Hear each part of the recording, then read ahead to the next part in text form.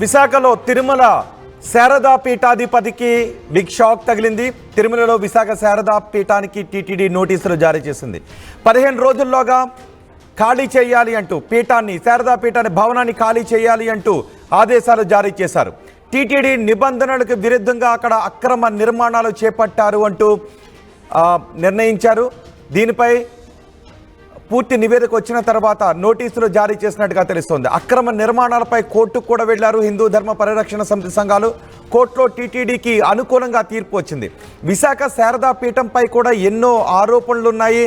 ఆయన గతంలో కూటమి ప్రభుత్వం అధికారంలోకి రాగానే భద్రతను కూడా తగ్గించింది. అలాగే కూటమి ప్రభుత్వం అధికారంలోకి రాగానే గత ప్రభుత్వం కారు చౌకగా కేటాయించిన భూములను, విశాఖలో కేటాయించిన భూములను కూడా రద్దు చేసింది. అనేక భూ అక్రమాలకు విశాఖ శారదా పీఠాధిపతి పాల్పడుతూ ఉన్నారు అనే ఆరోపణలు కూడా ఉన్నాయి. గత ప్రభుత్వంతో చాలా చనువుగా మెలిగేవారు, అందుకే గత ప్రభుత్వ పెద్దల అండదండలతో ఎన్నో అక్రమాలకు పాల్పడ్డారంటూ ఆరోపణలు కూడా వచ్చాయి. ఇప్పుడు తిరుమలలో కేటాయించిన స్థలంలో అక్రమ నిర్మాణాలు నిర్మించారు అంటూ ఆరోపణలు ఉన్నాయి. దీనిపై హిందూ సంఘాలు కోర్టుకు వెళ్ళాయి.